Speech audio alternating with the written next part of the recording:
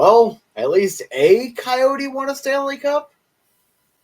You're Locked On Coyotes, your daily podcast on the Arizona Coyotes, part of the Locked On Podcast Network, your team every day.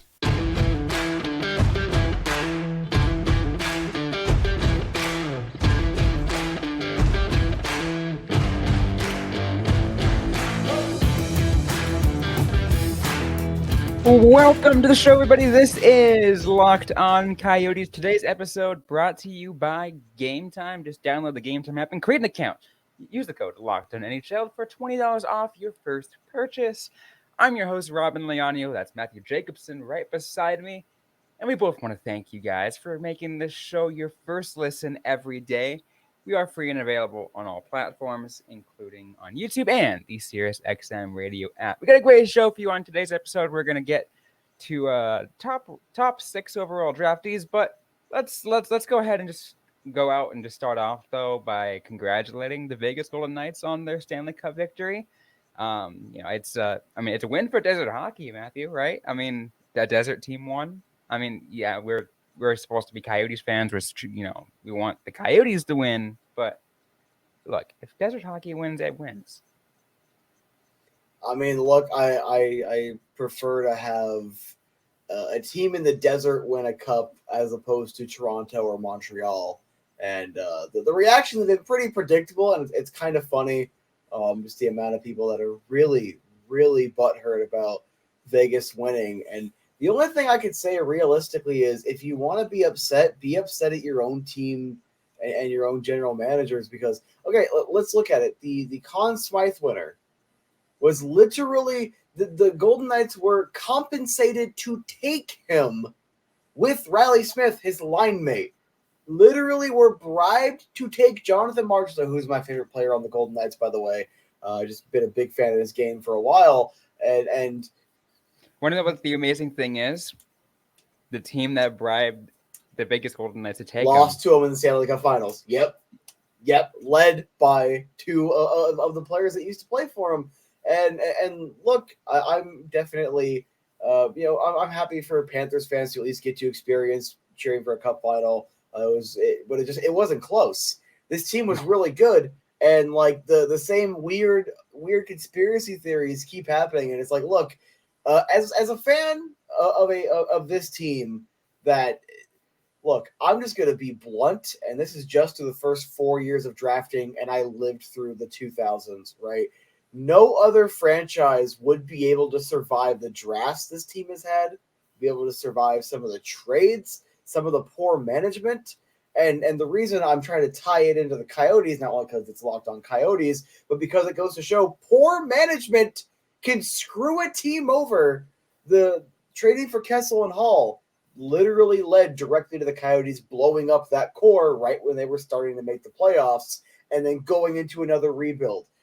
Bad decisions are what cause teams to not be that successful. And the Vegas Golden Knights, while making nothing but aggressive move after aggressive move after aggressive move, they were savvy when it first came to that expansion draft. They took full advantage of the expanded rules. And yes, the rules were changed because look at how terrible the teams were in the 90s that came in via expansion. You need to allow them a chance to be decent teams to start off so you don't have to deal with a potential where minus, I think it was 5 out of the first 6 seasons for the Coyotes, you have a new market that just doesn't get to watch a team compete. That's not how you win over fans.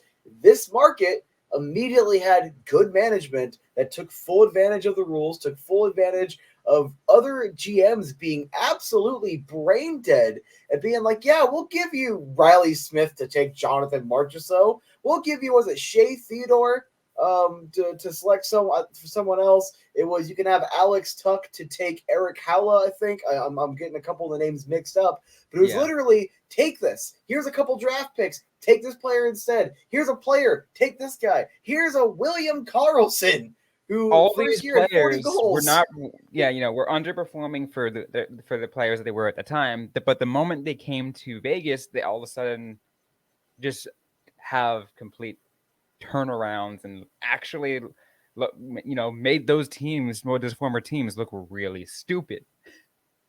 Yeah, and it comes down to a couple of things. Obviously, you have the misfits factor where people they felt kind of betrayed by their teams. Like, you literally threw me away. You did have the tragedy that happened in Vegas in 2017. Literally, the city kind of rallied around the team, and you also have the factor of some of these players were not going to get the roles. You think William Karlsson was going to be a top 6 player in was it Columbus he came from? Certain players just need that opportunity, and if they're not getting it in their current system, they're not going to flourish. They got the opportunity because it was a brand new, clean, blank slate, and they did everything right. Yes, I'm still upset about the Marc-Andre Fleury thing. I'm still annoyed there are plenty of Vegas fans that are annoying and are like, oh, move the Coyotes, and I'm like, dog, you didn't even exist 7 years ago. Shut the hell up. But aside from the annoying ones, like, this organization did everything right, minus some of the downsides of the overly aggressive tactics. They did it right. They got their cup in 6 like they said they wanted, and they showed this market they want to win and gave them a winning product every year, minus last year where they borderline had a 2018-19 Coyote situation where it's injury after injury after injury, and then immediately bounce back. Like, and also you got great goaltending from Adin Hill, great leadership from Jack Eichel and Mark Stone, and just so many players I'm genuinely excited for. Like, getting Jack Eichel did not deserve and still doesn't deserve a lot of the hate he gets from Buffalo. The dude wanted to get a surgery so he can actually play with his kids later on in life and not have to deal with pain. And just because his team is like, oh, well, they've never done that surgery on an athlete, so you can just live in pain. Like, honestly, the fact that you're taking the side of the team on that one is disgusting, and I don't respect anyone that takes the side of the team over Jack Eichel on that one. But it's like, they did everything right.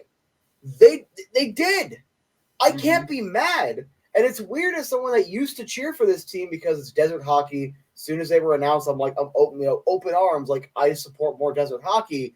Literally, it was such a weird feeling watching them lift the cup, and I'm like, kind of excited for them. Like, dude, we got a desert cup before we get a Toronto and that's what Montreal makes me Cup feel good. in the Look, new I don't millennia. like the Vegas. Look, I don't like the Golden Knights in any way. But I feel I'm happy for them, and also, I'm just like, look, desert hockey wins before traditional market, and I love it. I absolutely love it. But as to close off, to talk about the Stanley Cup final, I just want to mention, and then you mentioned his name earlier because we are the Locked On Coyotes podcast, but Adin Hill. I think about how the Coyotes managed the goaltending situation leading up to the Kraken expansion draft, and knowing very well they had to get rid of Adin Hill. I still firmly believe they had no choice in that matter. They had to get rid of him, or else he would have been gone for free. So it is what it is. But you think about that. You think that, look, last year, Darcy Kemper, a former Coyotes goaltender, Stanley Cup champion. This year, Adin Hill, a former Coyotes goaltender, now Stanley Cup champion. The Coyotes, you think about it, the Coyotes organization puts out good goaltending. Yeah, they have a history of doing that. And it's weird because, despite all of Talkett's efforts to ruin Adin Hill and Darcy Kemper, they still turned out pretty good. But hey, we got to tell you about Game Time real quick. We're done talking about the cup. Let's talk about Game Time. So, buying tickets to your favorite events shouldn't be stressful. All right, Game Time is a fast and easy way to buy tickets for all sports, music, comedy, and theater near you. With killer deals on last-minute tickets and the best price guarantee, you can stop stressing over tickets and start getting hyped for the fun you'll have. I'm going to level with you, all right? When the preseason comes up, I might need to go up to Vegas. I might need to party it up a little bit. We're in this Kachina for obviously there's probably going to be a Coyotes versus Knights game. And I'm probably going to have to download Game Time and check out if I can get a preseason ticket because I can't afford a regular season ticket down there. But that is besides the point.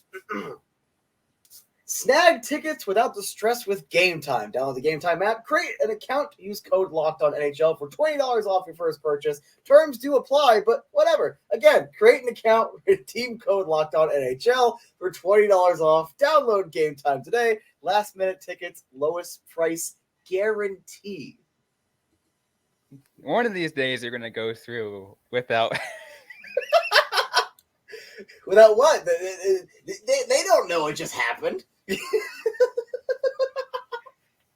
You're right. But anyways, thanks everyone for making this show your first listen every day. Once again, we are free and available everywhere you get your podcasts.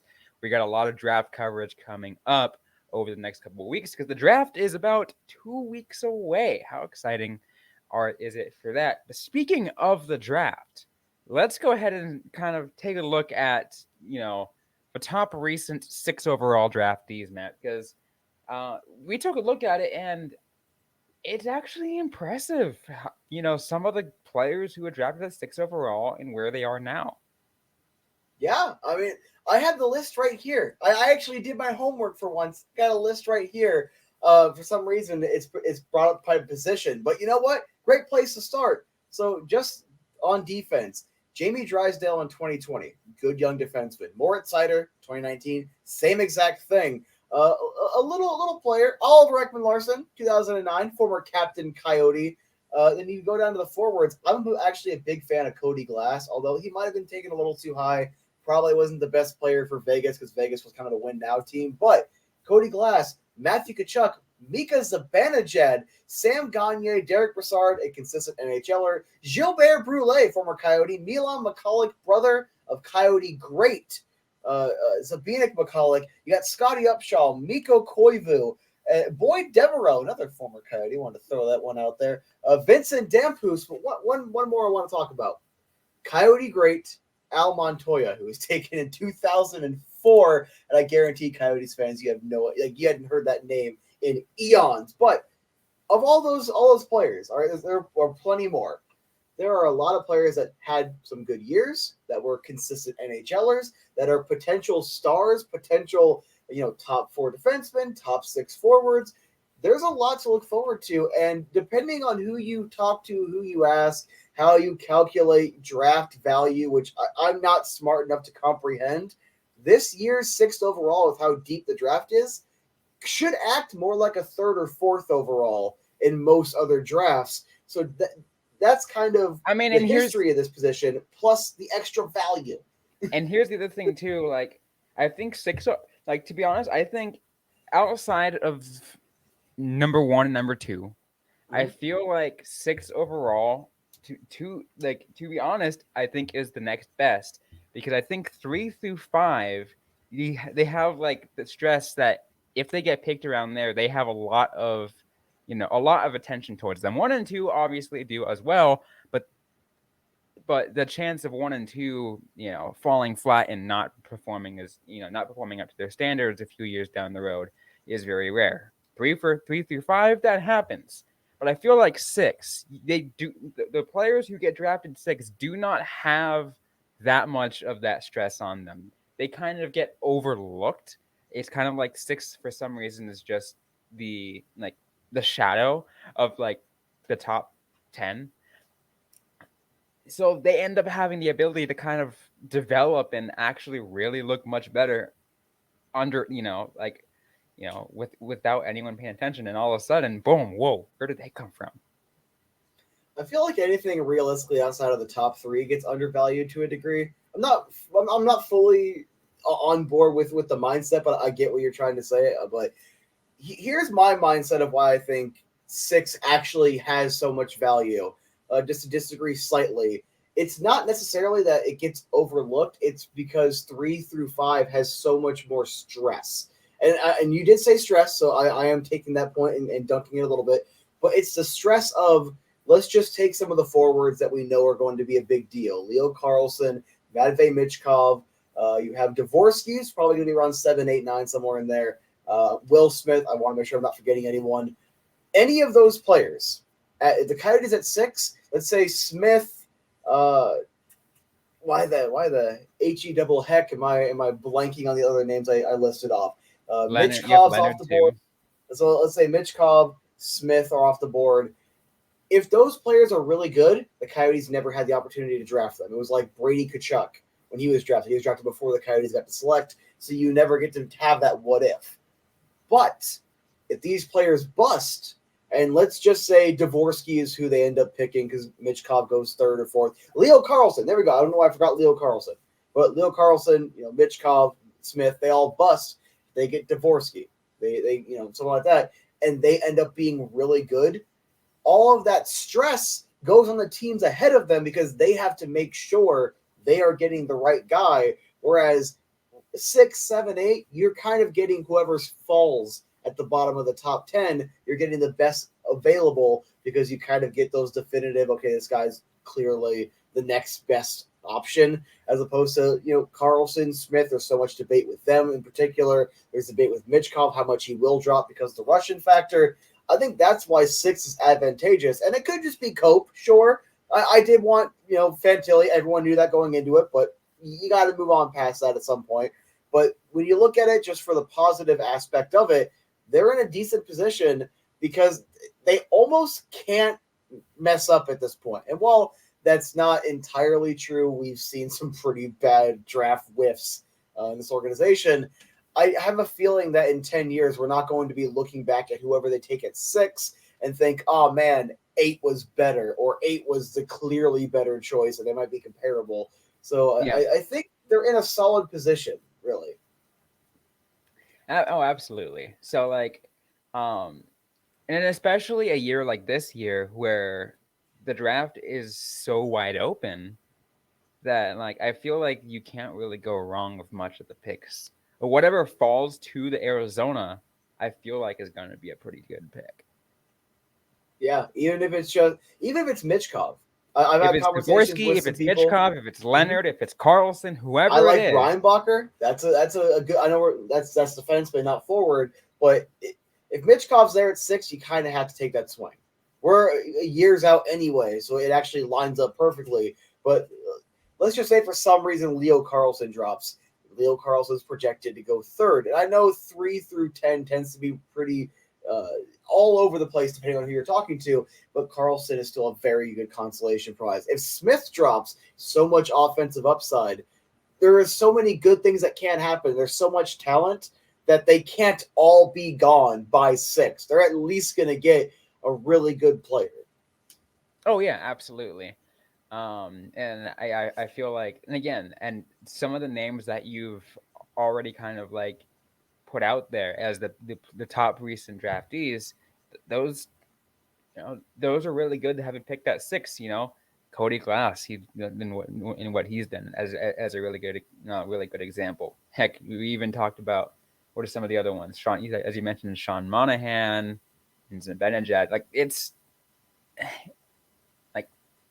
the history is there that 6 overall picks have turned out to be pretty good. And then there were a couple that, ended up, flopping. I feel like, Philip Zadina has kind of was one that just did not work out. But I feel like that doesn't happen as much. I do like how you threw some shade at Milan McCulloch, who I feel is very underrated. It doesn't get as much credit for as good as he was offensively. I would have loved to see him on the Coyotes back in the day. But there's a lot of good players there. The history is there for having an NHLer. And I know lottery picks, top 10, you should be able to – you have to hit on your first-round picks. You also got to hit on depth picks. But if you're getting the access to a top 10 player, you should be getting someone that is an NHLer. Now, if it doesn't need to be a superstar, but getting an NHL player – that's what you're looking for. I have full confidence they're going to be able to get an NHL player in this draft. 100%. Well, we're going to finish up our thoughts on the upcoming NHL draft as it comes just 2 weeks away. We'll get to that in just a minute, but first we're going to take some words from our sponsors on today's show. And today's episode is brought to you by Bird Dogs. Are you tired of sacrificing comfort for style when it comes to your activewear? Introducing Bird Dogs, the game changer in athletic shorts. Picture this. Shorts designed for maximum performance combined with unparalleled comfort. Bird Dogs are here to revolutionize your workout routine with a unique built-in liner. These shorts offer the ultimate support and flexibility, ensuring that you stay comfortable even during the most intense workouts. And here's the best part. Bird Dogs are more than just workout gear. They're versatile enough to take you from the gym to the street without skipping a beat. Bird Dogs is made of premium, breathable fabric that keeps you cool and dry throughout your activities. They're perfect for the trail, the gym, or simply just lounging around. Bird Dogs are the shorts you've been searching for. Order your pair of Bird Dogs today and join the thousands of satisfied customers who have made the switch. Visit birddogs.com/LockedOnNHL to get a free custom Bird Dogs Yeti-style tumbler with every order. Bird Dogs, where style meets comfort and performance meets perfection. Get yours now and unleash your true potential.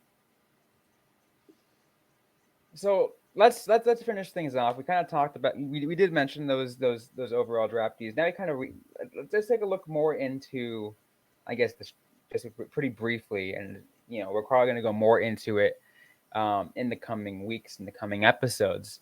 But I just want to reiterate, and we already mentioned this, but the draft strategy for Arizona going into this draft.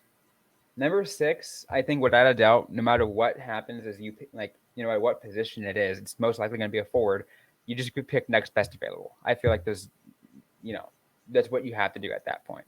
Next best available. You're going to hear from our Locked On NHL mock draft, who I believe the Coyotes are going to take at that pick, and it is going to be a forward, a big man forward, someone who's got some size. And again, because that exactly is what fits Bill Armstrong's mold. Similarly, you want to get a big, a big defenseman. I feel like at 12, that is who's good. What's going to happen? We'll get to 12 a little more probably on either next episode or later this week or early next week too. But again, I feel like that's going to end up being a defenseman. But 6 overall, no matter what, is going to be the just next best available. It has to be. And here's the thing. It could be Reinbacher. It could be a defenseman because at 3, let's just say it goes Carlson, Smith, and Mitchkov at 5, right? Let's just say you look at it and I think Reinbacher is the next best available. You take him because we can use a right shot defense. Now, if you don't think that's the next best player available and you like other guys like Dvorsky or somewhere else, you could go that route. But I really, it's going to be interesting to see how far Mitchkov might drop and also just what the board's going to look like, because the names we're throwing out there, it could be completely different with just how it shouldn't be, but it could be with just how wide open this entire draft. Let's take a look at last year's draft. Last year's draft was also supposed to be wide open, not as wide open as this year's draft, but I'll give an example of obviously of the outlier of Shane Wright falling from 1 to 4, but a lot of people had, for example, Matthew Savoy go at 4, 5, or 6, and he ended up falling to 10. Which again is not that much of a fall, but when the consolidated ranking has you around there and you fall about 4 picks in the top 10, does make a decent amount of a difference. Yeah. But that tells you how wide open that draft was, and this one is even more that we can't really tell.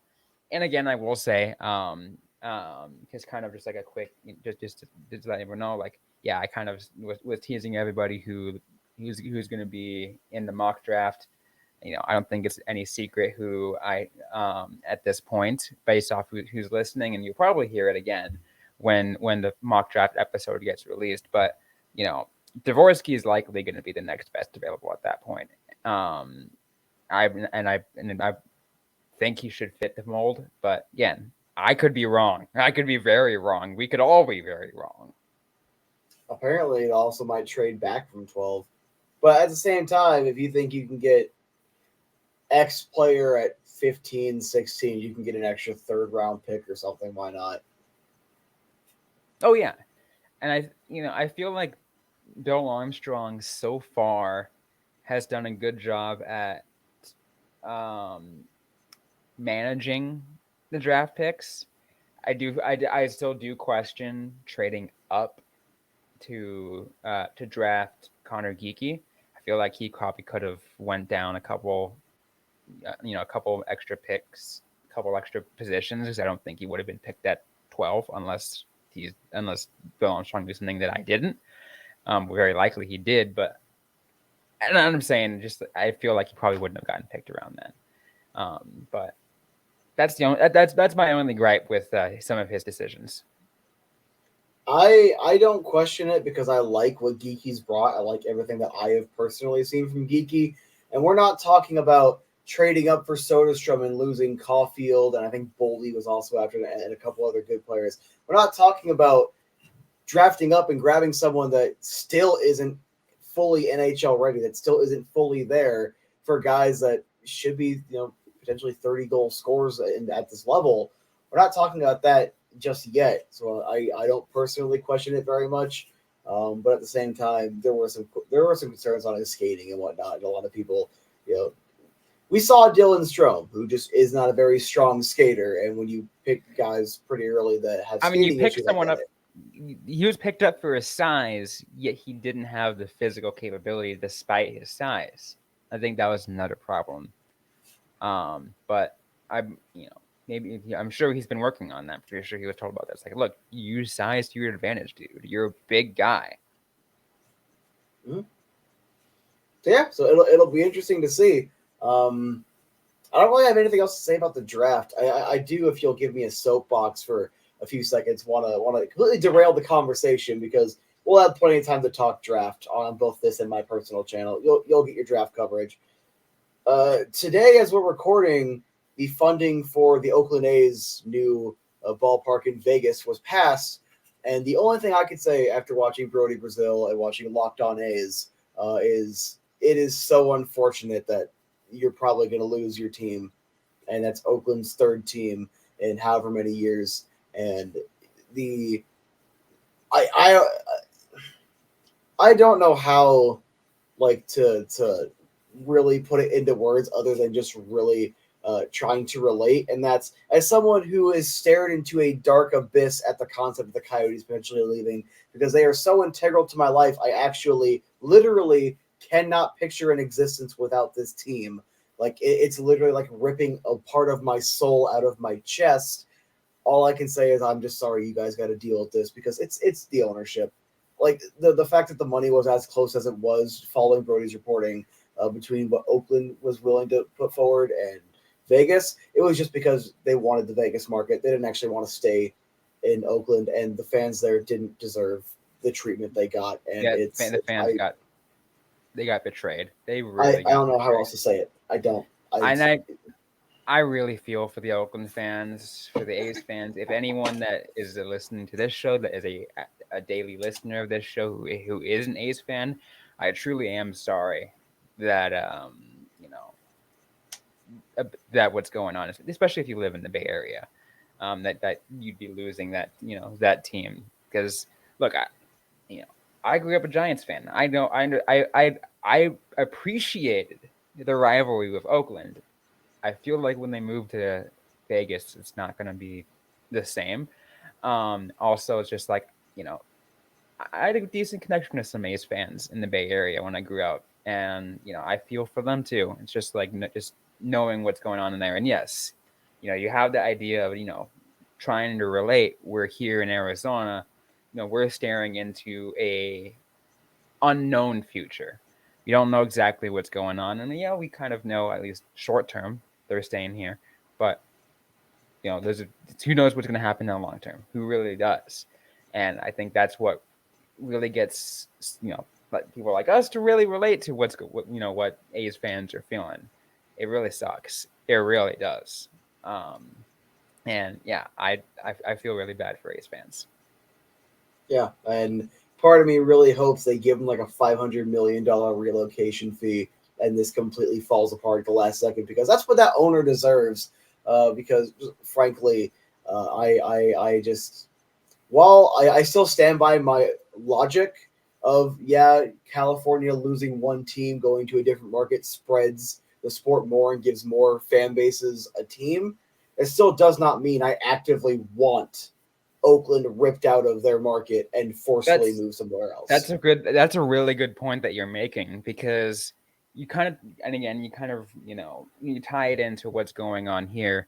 There are fans of other teams in the NHL who are actively rooting for the Arizona Coyotes to be relocated. And I'm like, you're actively rooting for so many fans, love, like the love for a sport to get just ripped away because the team has to relocate.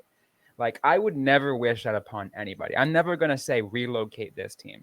No matter what sport, no matter what team it is, if it's a team I despise, I'm not going to actively root for them to relocate because that team has fans.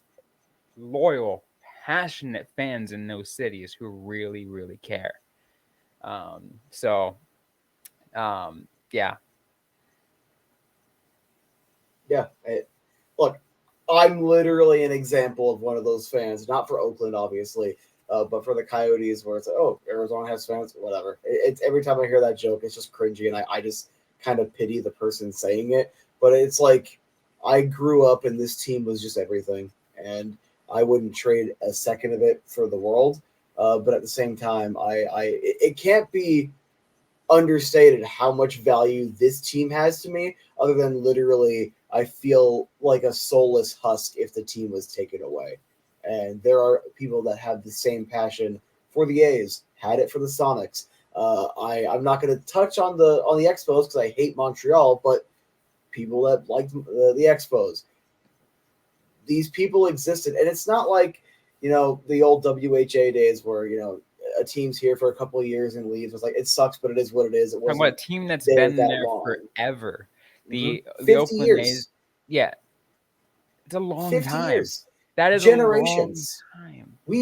We are just getting our generational fans here, and people like my brother-in-law was born in 1990. I was born in 96. Kind of, we were the first generation to grow up with some of these teams here, but now we're getting to the age where we're having kids and passing that down. We're finally at the part in Valley Sports, minus the Suns. They've been here forever.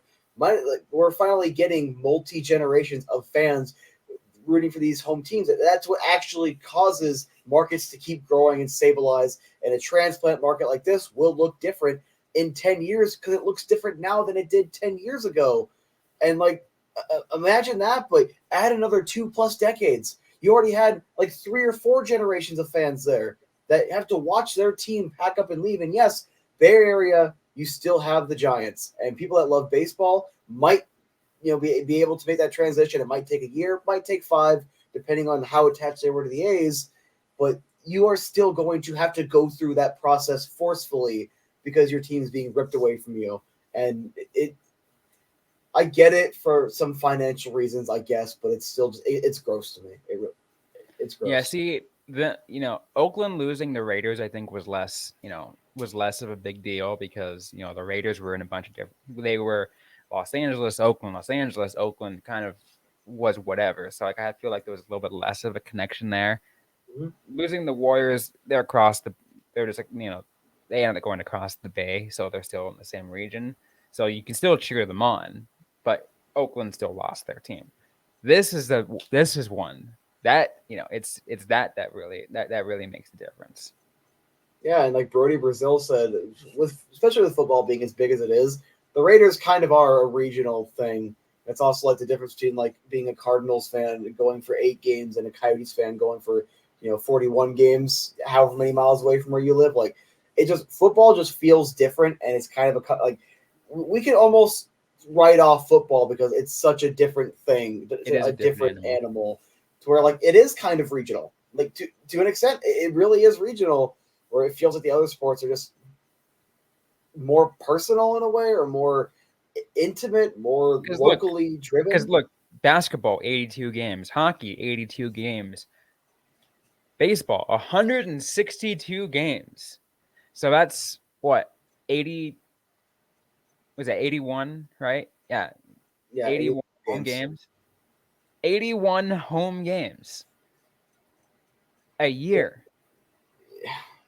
I feel for Oakland fans. We're way out of time, and the producers are going to get mad at us. But look, I wanted to take some time to try to sympathize with the fans in Oakland, because you really didn't deserve it. And it's yes, I acknowledge there were attendance problems for years. They also had a terrible owner, and they're in a ballpark that, quite frankly, they shouldn't be in anymore, because they needed that upgrade. They needed it for a while, and they've been working on it since the 90s, early aughts. It's been a while. They've been quote unquote working at it because of this ownership. To me, I don't like them, but this sucks because this has literally been dragging out for like 20 years. Yeah, 100%. Well, we are out of time on today's episode of the Locked On Coyotes podcast. If you like what you heard, don't forget to leave a review, like, comment, subscribe if you've yet to already. We are available everywhere you get your podcasts, including on YouTube.